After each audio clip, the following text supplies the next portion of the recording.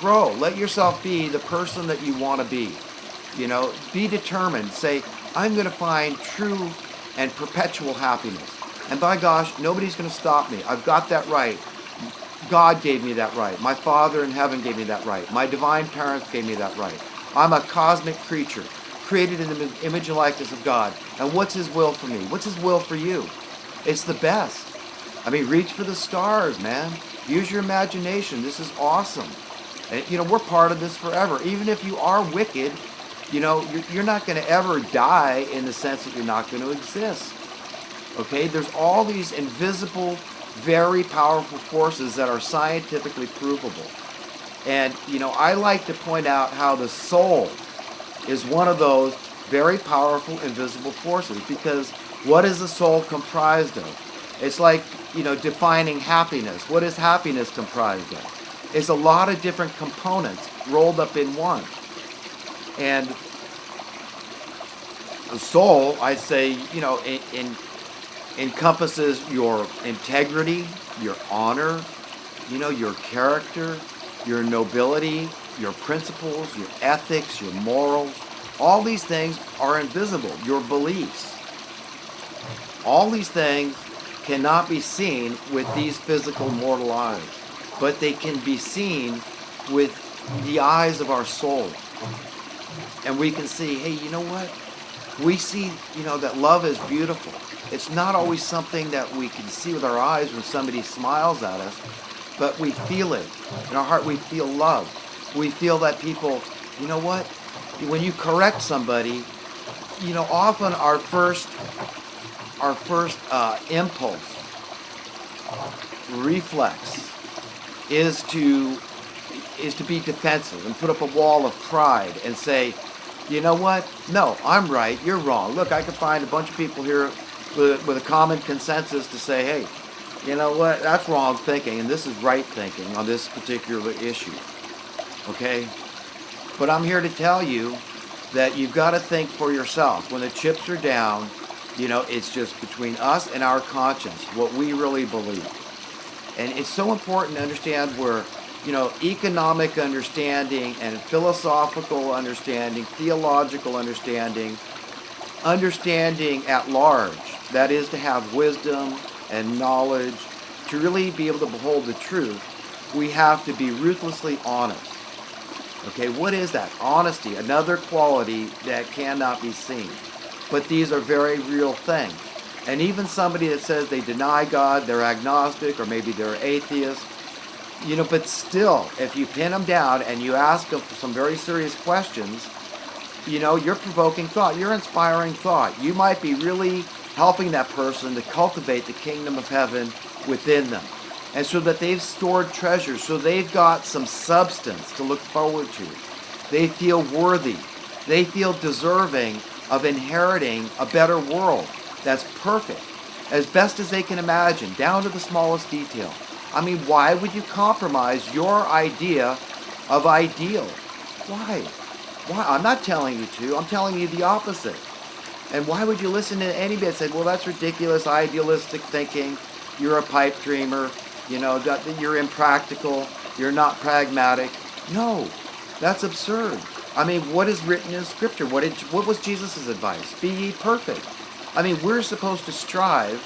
That's a word the Muslims often use. Strive. It's a striving. You want to be a better human being. You want to love and be loved. You want to contribute. It's an instinct to want to be a contributing member of society.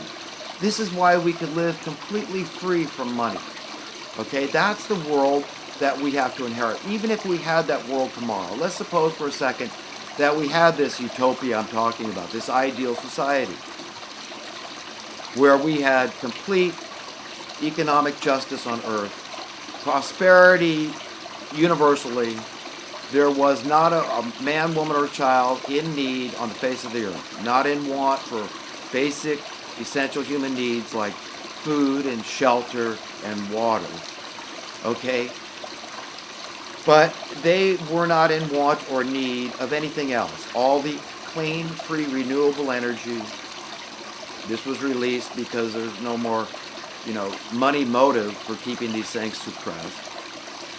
The crime is virtually non-existent because, whether it be drug offenses, which is often a money motive behind drugs, and also you got to wonder about the need for escapism from this fundamentally very unjust world that we all live in, this need that people have to find paths for escapism like drugs. So a lot of the crime is just financial desperation. The homicides, are largely attributable to, desperation, this insecurity, this profound insecurity, financial insecurity that drives people to do stupid and crazy things. And it's fear, and they're driven by that survival instinct.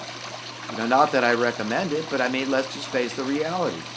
And also, it's much easier to conscript fellas when there's no jobs around and everybody's being oppressed, through depression.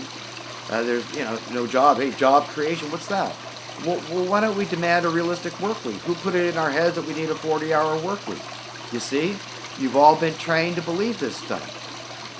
No, why don't we have a roundtable discussion? What's a realistic work week where we can have full employment, where everybody feels like a contributing member of society? Maybe it is only 10 hours a week. It's tough. Let the machines have the job. Let the immigrants have the job. But we need regular roundtable, societal, local community discussions to discuss what is a living wage. What should it be based on? Well, I say it's your ability to purchase home in your locale. And that can vary widely if you live in Northern California or Arkansas or Central California or the Bay Area. Okay, but the point is that, this goes back to how necessary it is to keep this charade going, this unsound currency. This is what the fraud is based on. So if you do have, an ideal society tomorrow, okay, we've got big problems. We've still got death and disease. We've got accidents. We've got to worry about our kids getting in accidents and hurting somebody else in an accident. All kinds of worries and woes. We've got predation. We've got natural disasters. There's a lot of problems that would still exist. And it's a very precarious existence, very tenuous existence as a human being.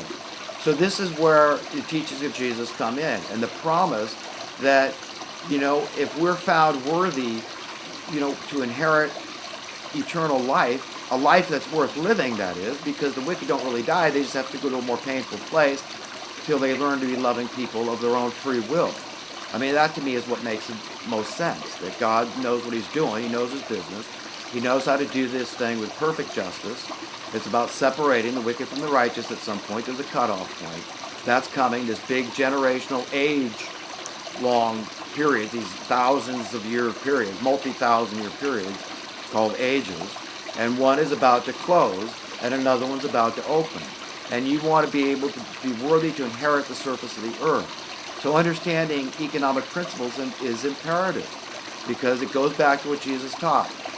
Learning that the love of money is the root of all evil, not some of the evil. If it was the root of some of the evil, he would have said so.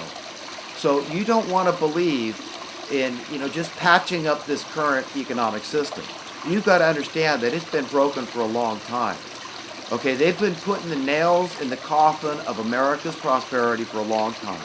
They've stolen the wealth from the regular folks, the regular working folks who are really the biggest contributors out there to societal wheels continuing to turn. Let's be honest.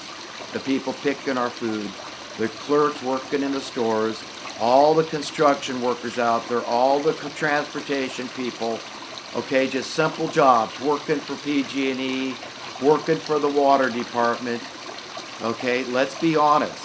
Working in the factories, it goes on and on, just regular folks. This wealth is yours, it's been stolen. These people walk around with virtually infinite amounts of fiat currency, whether it's literal physical currency and or digital, just numbers and accounts in Switzerland or whatever. Okay, they've stolen the wealth of your children.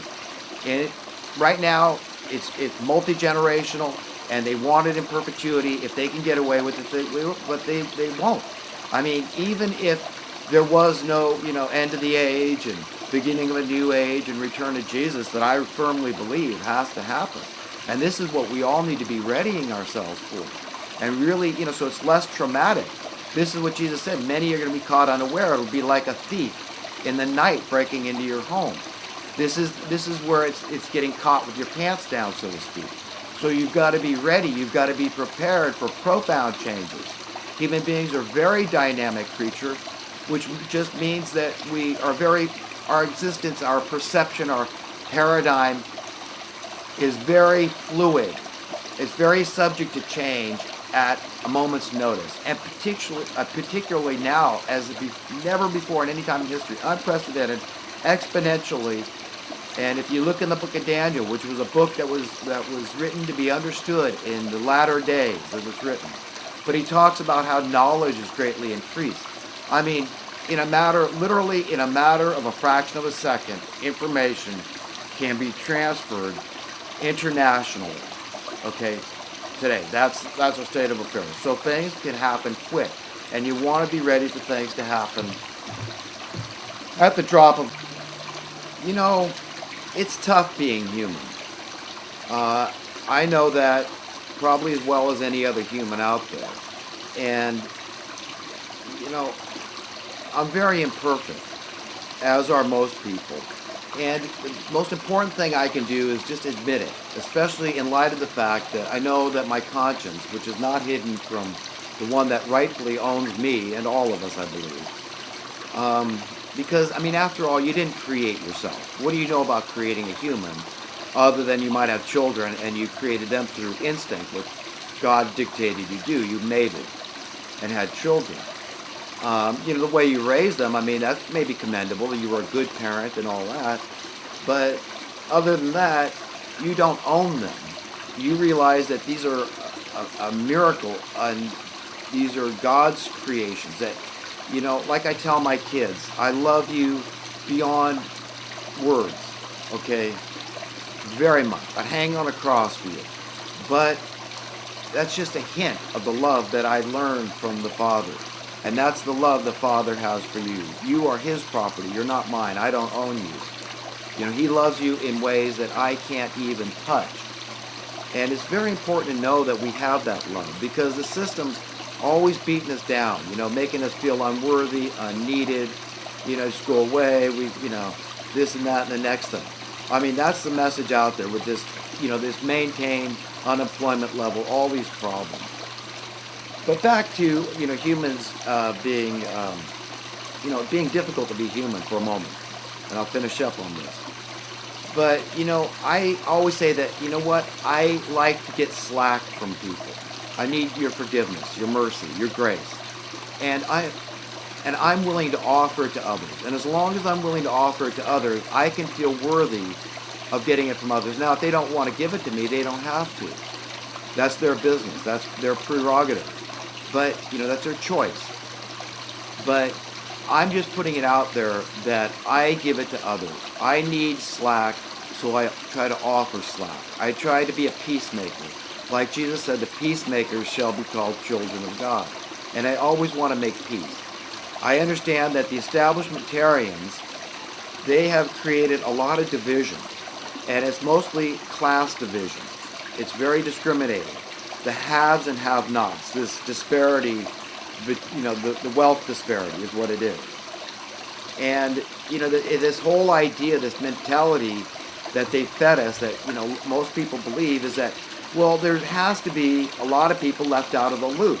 Otherwise, others, if we don't have the poor, we won't have the middle class. So in order to save the middle class, we got to have the poor. But I'm here to tell you that's all lies from the pit of hell. And back to sound currency, where you see all this stuff is interrelated, the philosophy, the theology, the great teachings from the wisest people. Economists like Adam Smith, him pointing out that, labor is, it's an incontrovertible fact, irrefutable fact, that labor is every nation's single greatest asset. This is what builds the wealth of a nation. The people working in the factories, manufacturing stuff for trade. So we get riches. He understands it's about the stuff.